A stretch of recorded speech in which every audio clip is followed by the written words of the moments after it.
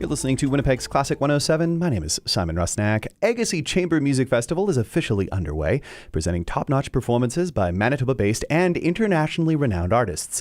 Two festival guests have joined me in this 8 o'clock hour, violist Ásdís Valdimarsdóttir and cellist Mick Stirling. Good morning to you both. Good morning. Hi, good morning. Nice to be here. It's so wonderful to have you here. Welcome to Winnipeg's Classic 107 and welcome to town.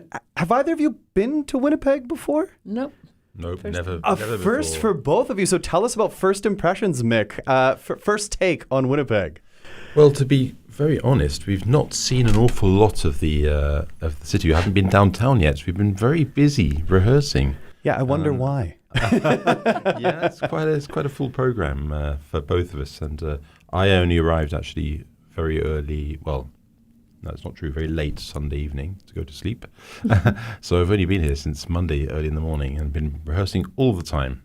Well, rightfully so. I mean, you're here for a wonderful celebration of chamber music, this week-long celebration that is Agassiz, a festival headed up by your old pal, Paul Marlane, who told me in conversation that you two met at the New England Conservatory in Boston. Is that right? That is true, actually. Even though we're both British and we're both cellists and we're both of the same generation, we did meet, I think, for the first time in Boston. And we coincided there for 2 years studying with the same teacher in the New England Conservatory. And that was with Lawrence Lesser, right? Yeah, Lawrence Lesser. What do you remember about those days? Oh, lots. It was a wonderful time. I really enjoyed that conservatory, actually, in Boston. And that teacher, Lawrence Lesser, was, very inspiring. Yeah, very, very legendary player, indeed. Now, I'm curious because you, Mick, and Ásdís are not only musical partners, but life partners. And in reading your biographies, I know you're both very well-traveled, well-educated players who have done a fair bit of globe-trotting. Where and when did you two meet, Ásdís? We met, I think, in 1990, when I went to play as an extra player in the Ensemble Moderne. A group where Mick was the cellist. And that was in? 1990. No, in Frankfurt. In Frankfurt. I was going to say that was in Germany then. In Germany, in Frankfurt, yeah. And you both called London home for a good number of years before making a move to Amsterdam. Yes. That has been home in the Netherlands for the past years now, right? I think that was 2004? Yeah, nearly 20 years. Yeah, 2004. Nearly. Next January will be 20 years. Yeah. Well, so you're on faculty at the Royal Conservatory at The Hague, Ásdís. Yeah. Mick, you serve as principal cello of the of the Radio Philharmonic Orchestra. And in both of your biographies, your involvement in chamber music is abundantly clear. Ásdís, you're a founding member of the Miami String Quartet. You perform with the Chilingirians in addition to many others. Yeah. Mick, you're a member of the Raphael Ensemble and the Brindisi Quartet. And your bio noting you play a great deal of chamber music in general. So Let me ask a very broad question to you, Ásdís. What is it about chamber music that you so enjoy? Well, I mean, as a viola player, you're in the middle of the harmony, and you can really, change the course of the music from inside. So it's a very, very cozy place to be. And sometimes the viola has been called the soul of the string quartet, and a viola as a solo instrument is also fantastic, but I prefer to be right in the thick of it. Yeah, I mean, when you think of viola as a solo instrument, there are a few pieces that come to mind. Yeah. But really, I mean, the bulk of the repertoire is there as a member of a chamber ensemble, right? So you really have a lot to dive into. And like you say, you have that inside track where you really get to fill everything out. Yeah, I mean, I think, for example, viola parts in string quartets are often more interesting than perhaps the second fiddle part. But, I mean... all the Beethoven quartets, we have, it's an incredible repertoire. And also the string trios, which we've just recorded with our string trio, the Brunswick String Trio. Yeah. Beethoven didn't write much else for viola. There are no viola sonatas, whereas there are cello sonatas and violin sonatas, of course, with huge piano parts. But he didn't write anything like that for viola. So quartets. And Mick, of course, the cello has a few more options when it comes to concerti in the repertoire and solo opportunities. What is it for you that you find that you so enjoy about chamber music and diving into this repertoire?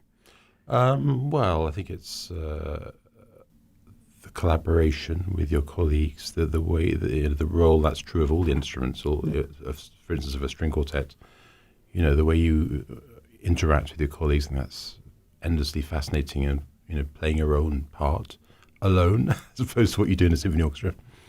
And then, of course, the repertoire, string quartet repertoire in particular, is endlessly rich and interesting, and composers tended to put out their very best game, when they started composing for string quartets. But other chamber music is also wonderful. Piano trio, string trios. Yeah, we have a string trio together, and in fact, that's very much under highlighted. The form, trio. You have a lot of really great string quartets, but the trio repertoire is actually also really fantastic. I mean, the Beethoven string trios. The first one is Opus 3. Yeah, it's very early. Yeah, in E flat, but it sounds like a symphony. Yeah, I mean, it's incredibly strong music, and there's of course Mozart wrote one of his most amazing pieces for string trio, the Divertimento in E flat, also E flat. Yeah, and I think Beethoven was inspired by that. Yeah. Well, the sheer breadth of repertoire. I mean, there's a lot of old repertoire, and like you say, there's endlessly rich possibilities for contemporary composers as well. And I think here at Agassiz, you really get to run the gamut. Now, the festival officially kicked off on Sunday. Ásdís, you're coming off back-to-back performances Sunday and again yesterday. What's the experience at Agassiz been like thus far? It's very hot. Well said. Yes, I think all of us are thinking the same thing. But of course, not only in the sense of temperature, but also the colleagues. It's wonderful to get to play with John Novacek and Kathy French, and of course Paul, whom I've never actually played with him before. No way. But I've met him over the years through Mick, and we have many mutual friends. So the music community is actually, even internationally, is actually very small. It gets smaller and smaller the older you get. Small and also tight-knit, too. Yeah, I mean, this is where it really shines. I mean, so often there's that adage, chamber music is music amongst friends, and that's exactly what you see in a festival like this. And like you say, that connection, I feel like, it can be made so quickly when you have that shared ground and you're approaching the repertoire from the same place. Have there been any musical highlights for you thus far? I mean, you're coming off of a pretty diverse program in the opening concert, Summerland, which featured music of William Grant Still, in addition to many others. And then yesterday, a concert simply titled Intoxication, intoxicating in many different forms of the word. Have there been any musical highlights for you thus far, Ásdís? Well, I mean, we were meant to perform the piano quintet by Amy Beach, yes, which is a new piece for me. Having played chamber music all my life, and I'm 60 now, so I've played a lot of repertoire, but I've never played anything by Amy Beach before, and that was incredible for me to get to know this piece. But unfortunately, we couldn't perform it because one of our violinists was not well.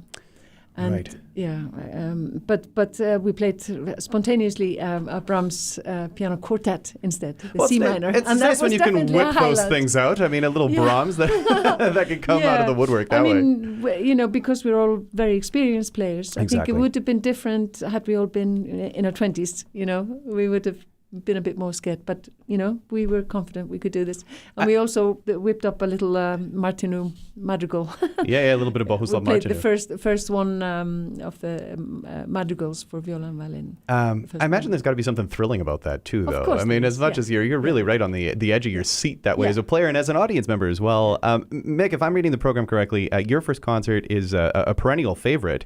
4-play cello, 4-play +1 this year. Right. It's a pretty diverse program, isn't it? It really is. Yeah, it really is. I must say, even though I'm 61, it's the first time I've ever played a complete program of only cellos playing together. So that's unusual for me. Tell us more about that. How are you feeling about having 5 of your cello colleagues it's together really fun. on stage? It's really fun. I didn't know anyone except Paul, of course. But they're very fine players. They seem really nice people. We've met kind of across the music stand so far, but I look forward to getting to know them better. Yeah, it's really fun. It's very demanding actually, because of course, although the cello has got a wonderful big range, so it works very well in ensemble. There's of course this amazing group called the 12 Cellos of the Berlin Philharmonic. It's obviously very famous, rightly so.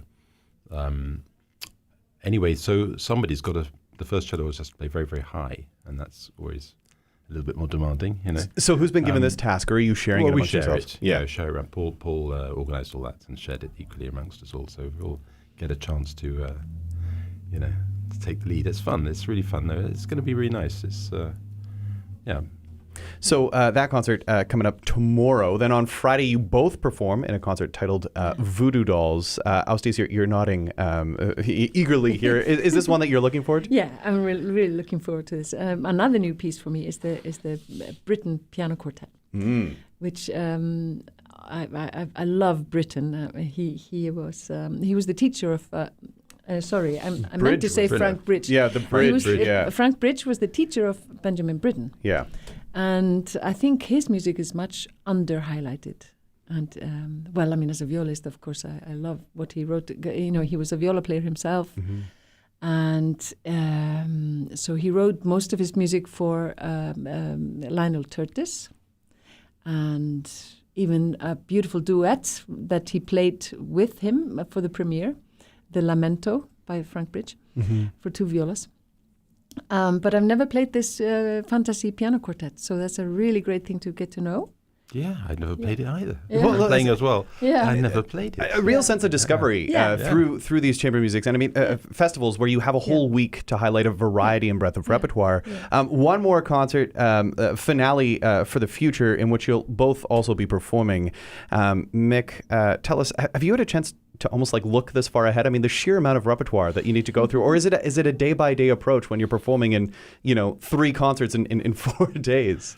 I must say I started a good couple of weeks ago. Before I arrived, having a good look at all these parts. It's very diverse. Yeah, exactly. I mean, it's one of those concerts that features music of Clara Schumann and Astor Piazzolla and Johannes Brahms, in addition to a number of others as well. So thrilled that you're both here for the Agassiz Chamber Music Festival. I hope that it continues to be hot musically and maybe cools off a little bit inside the Laudamus Auditorium, which is where most of these concerts are taking place at 500 Shaftesbury, which is as part of the Canadian Mennonite University campus. Agassiz Festival tickets are available through the website agassizfestival.com. Ásdís, Mick, thank you both for being here this morning. A great pleasure to welcome you to the Classic 107 studio. Thank you very much. Great to be here. Thanks so much. It's been wonderful. And we're going to hear a little bit of music of Johannes Brahms from Saturday's program, the finale, the quintet for piano and strings in F minor. This is the second to last movement, the Scherzo.